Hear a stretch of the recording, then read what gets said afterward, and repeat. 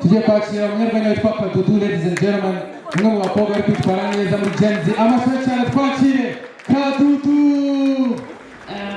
Barangiregereje abantu bafite abakunzi bari kutwiryaho n'abari babafite nabo batangiye gushwana, ariko ubundi umuntu Sevarante umuntu wahisemo umunsi w'abakundana ubundi yari propaganda akwiye kumushaka bakamufunga.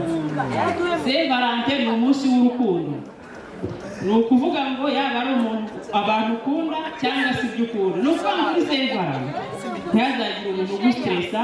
Niba ukunda ibiryo, niba ukunda inzoga, niba ukunda ishoreke, niba ukunda indaya,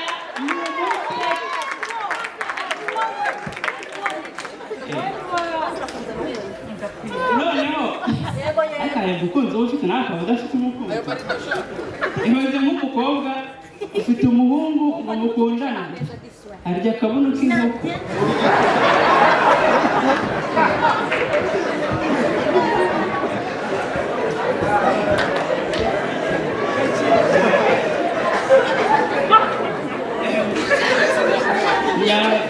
Nyakubahwa umuyobozi wa RIB ndagusuhuje, mugire amahoro.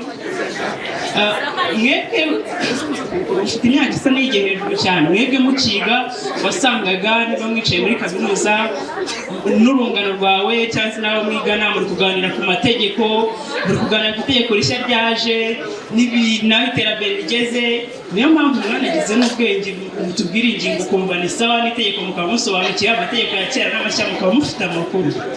Ubu ngubu abahungu biga kaminuza ushobora kubabona bicaye nka batanu, umukobwa yatambuka mu minota 2 bagatangira gushwana, ukagira bari gupfa ibintu bizima.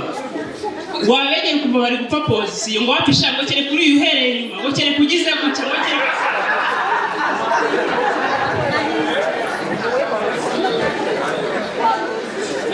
Ubu ibintu bigenda bihinduka. Ubu ngubu umukobwa usigaye usanga uko yavutse byarashize, asigaye ari umukorano.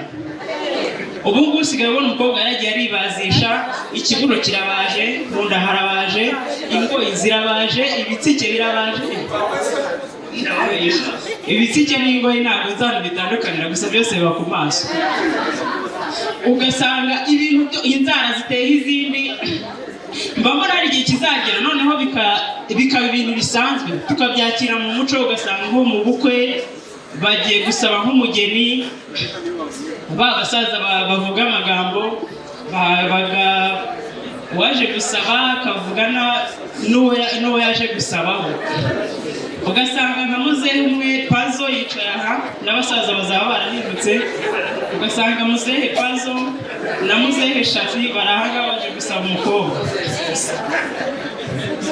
Nyakubahwa muzehe Pazo, uyu mukobwa wacu ureba witwa Jojo, ntumurebe kuriya buriya kiriya kibuno yagikoresheje mu Budage, nta gace nk'icyo muri Nigeria kimwe bashyiraho umuntu akarwara malariya.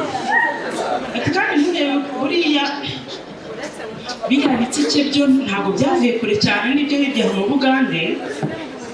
Ati kandi buriya kuri ureba mu nda twahabajishije neza, bamumenye mu Butaliyani.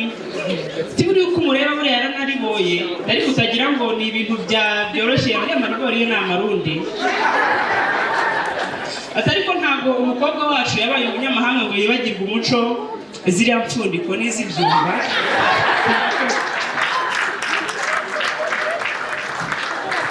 Online niyo diru.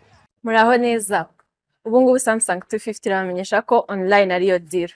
Ushobora gukenera product rero yose muri Samsung 250. Ushobora kunyura ku mbuga nkoranyambaga zacu arizo TikTok na Instagram, twitwa Samsung 250 Rwanda. Noneho ikiza cyuko ushobora gupurchasingira product online uko ushobora kuyibona ku giciro kiri hasi cyane kurusha icyo kuri shop. Ikindi kandi ushobora kubona free delivery. Online niyo deal.